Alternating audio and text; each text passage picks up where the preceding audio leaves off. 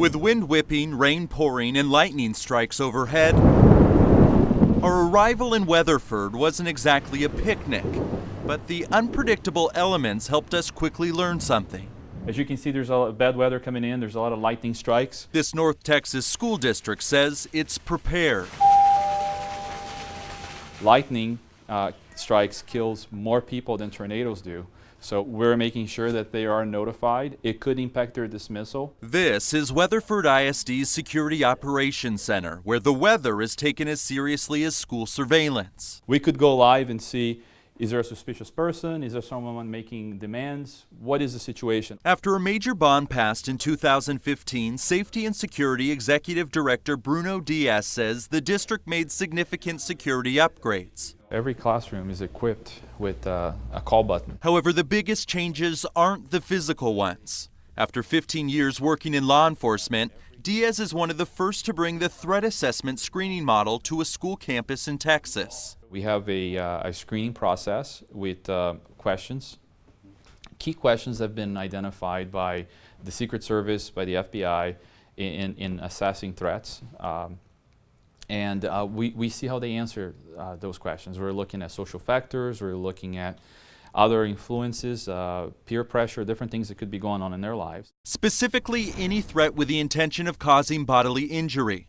Students are deemed either level 1, less severe, or level 2, a heightened risk for carrying out a threat.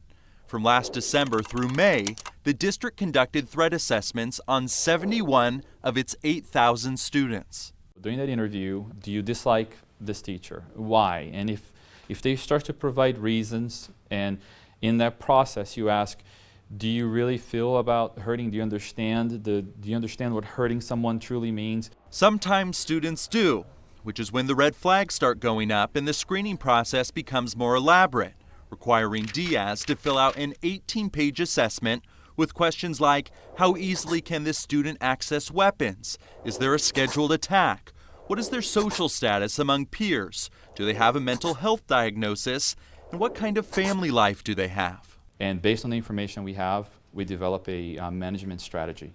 That may involve safety plans to make sure that everyone is safe, and also counseling plans. And we assess how well we're doing. Diaz points to early data showing the threat assessment model is working. Of the 71 students flagged, 70% of the potential threats were de-escalated, 23% stayed as the lower level Tier 1 incidents, while 7% escalated to Tier 2. Yeah, every camera is connected. If this all sounds like a novel experiment, it'll soon be a reality where you live too. Starting this year, every school district in the state is required to have a similar student threat assessment model. What do you think about this student threat assessment? I think it's an important component of keeping our students safe. Chief Ashley Gonzalez says having this kind of information on high-risk students could be the difference between de-escalating a potential threat and getting caught off guard. Some of those times, those issues can escalate into self-harm or violence against others, and that's what we're trying to prevent. Part of the benefit? When a student switches schools, there won't be any guessing or reading between the lines when it comes to past disciplinary issues. Instead, a completed threat assessment will be available for administrators to look through. We want to make sure that if a student has been identified that they continue to receive services. And just because they're moving to another campus or another school or promoting to a different grade, that doesn't mean the services stop and that information is not shared. Weatherford also passes along the threat assessment to other school districts if a student transfers, so long as the new district requests it.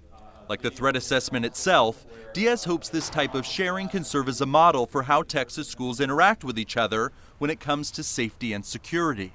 If I'm a counselor and I've developed an effective strategy with this child, I want to make sure that the strategies that I'm employing are going to be handed off to the next counselor so that we can keep that child on that successful pathway.